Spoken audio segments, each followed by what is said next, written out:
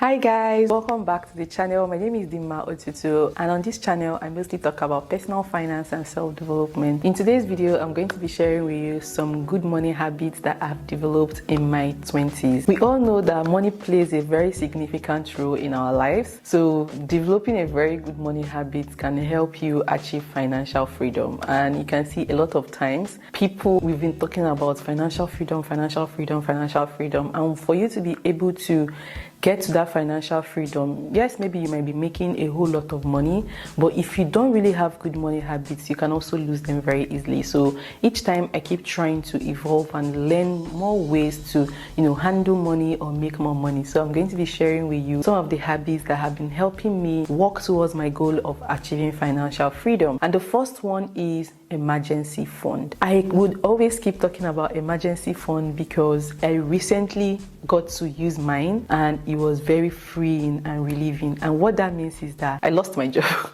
I was not working, I think since February. I stopped working since February. I got a new job. I started working recently, the third week of July. And for me, I'm living in Germany, and where we live in Germany, you pay every month. And because I didn't have any income coming in, I still had to pay rent. I had to feed. I wanted to travel. For me to be able to do that, it meant that I needed to have a particular amount of savings. So like I keep preaching on this channel, my emergency fund came into play. So because I was able to set aside emergency fund for emergency cases like losing your job, I was able to survive. I avoided, going to ask people for money or asking for help. And that was what emergency fund did for me. So if you're someone who is earning and you're keeping your savings, it's very different from emergency fund, because savings is just somewhere that you can just go, put your hand, take, spend whatever. But emergency fund is something very critical, that unexpected event happening to you.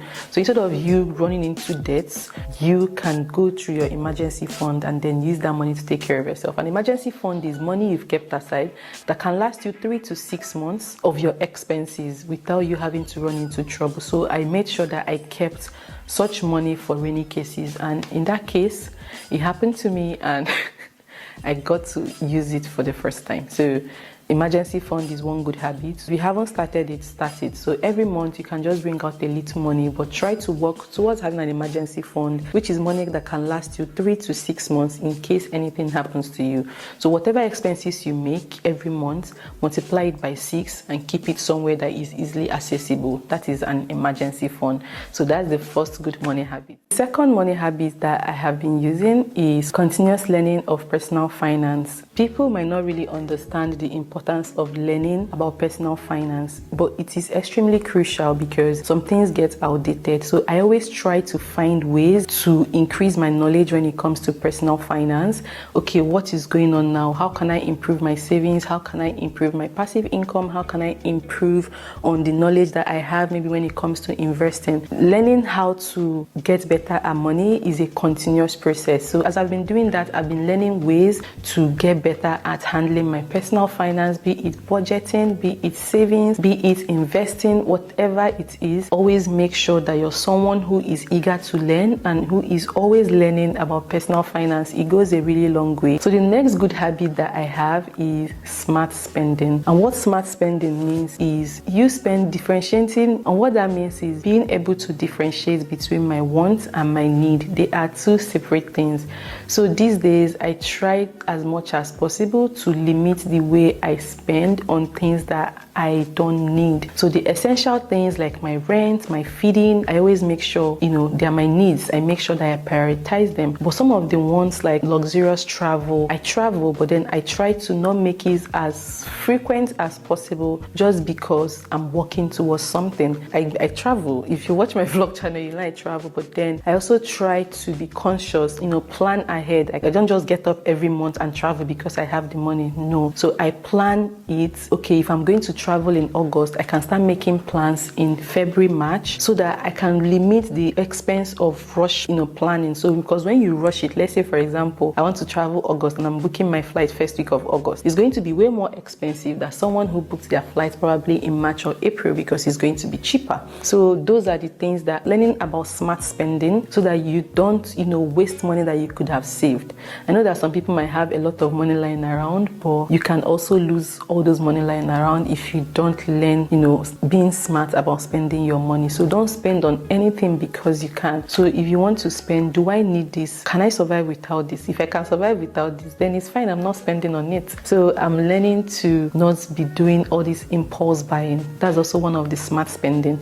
Don't impulsively buy things because, oh, it's trending now, let me buy it. No, trending now, it means that next thing will come out again that will trend. So do you want to keep buying things that are trending? Because if not, you run out of money and you will probably get tired. So I try not to, do this impulse spending of, oh, I can afford it now, even though I don't need it, let me just buy it quickly because I'm seeing it. No. So this brings me to the next point, which is continuous saving and investing. So this is one habit that I have. I've had it since I was a kid and I'm still practicing it. I save every month, no matter how little, even as little as $10. I save every month, and I also invest every month, no matter how small, because that is one of the good ways to build your wealth. That's one of the good ways to get the financial freedom that you're looking for. Always make sure that you're saving your money because it will, avoid you from running into debt. Like, I hate owing people.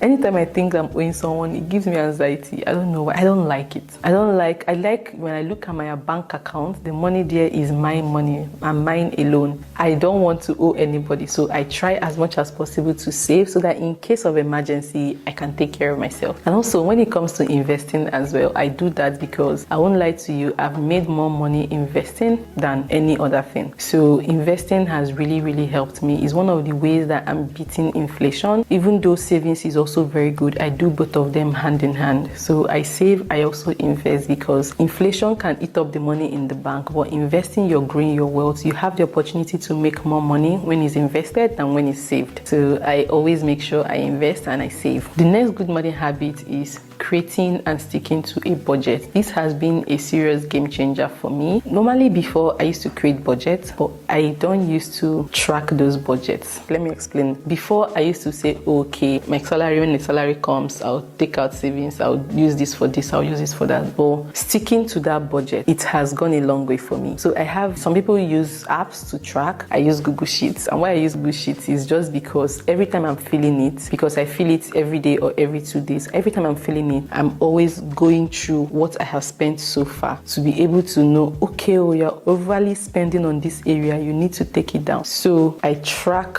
I'm going to show you guys the list. Since the beginning of January till now, I can categorically tell you how much I've spent each month, each day of the year. So far, I know my expenses, and that is what has helped me minimize excessive spending, because when I track them, I know the areas that I'm overspending on that I can easily stop, reduce that spending. So tracking your money, creating a budget and sticking to that budget will go a long way for you if you want to grow your wealth, because you need to know exactly what is coming in and what is going out. Because if what is going out is way more than coming in, you're going to be poor. And that's just the truth. So you might be earning a whole lot of money. You can be earning 100,000 a week, and then you spend 150,000 a week. You're earning more, but you're broke. So being able to track my expenses, being able to stick to those budgets is what is helping me be able to, save, invest, grow my wealth, and still work towards my goal of financial freedom. This brings me to the next one, which is minimizing my debts. Like I said, I grew up in Nigeria, and in Nigeria, people that like to pay for things upfront, even before you own it. Like if you want to buy a phone, you have the full money, you buy. And that has always stuck with me. I don't like owing. So I try as much as possible to minimize my debts, like to reduce it almost to nothing. Like I'm very grateful to God that I can categorically say I'm not owing anybody a dime, that every money I have is mine. So if you're someone who is always in debt, it's not very, very good, because even maybe when you go to all these loan sharks, and they take money, they also charge you interest. So you're paying them, and then the interest that is also supposed to be your money, you're giving it to someone else. So unless if you're also in a system where credits are used, growing up in Nigeria, we don't have such, but abroad, some countries like the US, that you can, they call credit score, where you can take credits and then build your points, and you can use those points to either maybe pay for flights or get discounts in savings on shops. If you have that opportunity, I would say take advantage of it, but make sure you pay the credits, because if you also don't pay those credits, you're going to be in debt, which still takes it back to you being in debt and paying interest, because if you pass the day you're supposed to pay your credits, they're going to charge you interest on top. So I try to minimize that. So if you're someone who you don't need it, I would say don't go for it. But if you're someone who needs it and you're sure that you're going to be able to keep up with those credits, like paying them on time, I would say go for it, because there's an advantage to that. Which brings me to the next point, which is avoiding lifestyle inflation. I'm someone who likes to call things as it is. If I cannot afford this thing now, I'm not going to go for it. Like, I just feel like there is no rush. So I don't want to go and start living a life that I cannot afford just to maybe impress people or just to answer that I've arrived. I don't do that. So any life I'm currently living is what I can,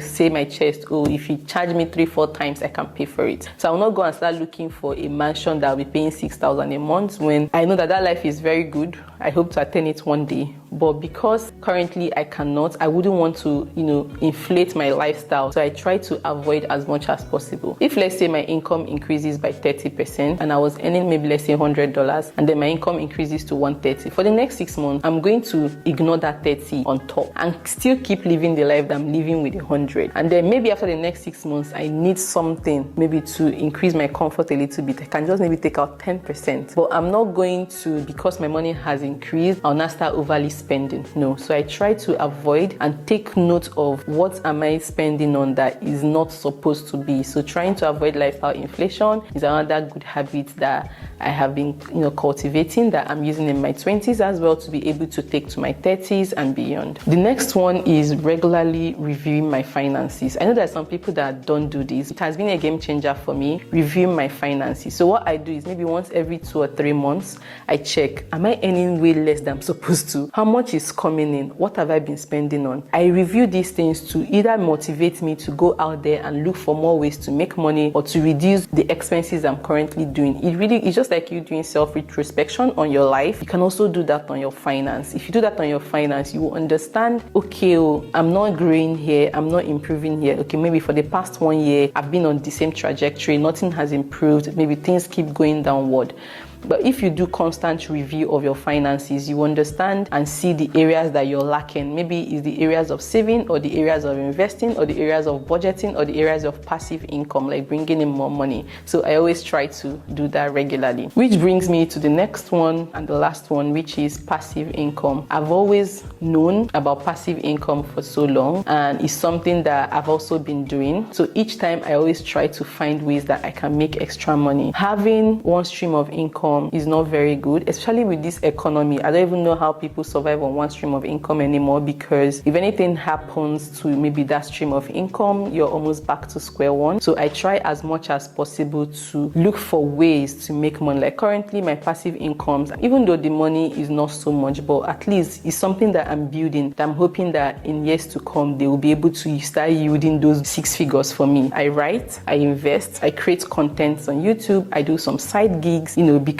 I keep improving myself. Like I said earlier on, I keep improving myself. So because the more you improve in yourself, the more value you can provide and the more money you can make. So try to also learn the, passive income. It mustn't be something out of the ordinary. It could just be as easy as maybe being a virtual assistant to someone. It could be you investing. It could be you doing maybe one of your hobbies that that someone would be willing to pay for. So these are some of the things that, the good habits that I've been cultivating, and I'm also trying to improve them as much as I can, so that I will be able to achieve that financial freedom and retire as early as possible. I plan to retire early. I really plan to retire early. So for me to be able to do that, I need to have very good money habits that will help me get there. So these are some of the points that I have. And I know that these points might be something you hear every day, but you also need a reminder sometimes that, okay, you know these points, but are you putting them into practice? These are some of the good money habits that I have. Let me know the other good habits you have as well in the comments. And thank you so much for watching. If you want any video recommendation, please leave it in the comments and I'll create those videos for you guys. Thank you so much for watching. Please like and subscribe. If you can share as well, I would appreciate that. And I'll see you guys in my next video. Bye guys.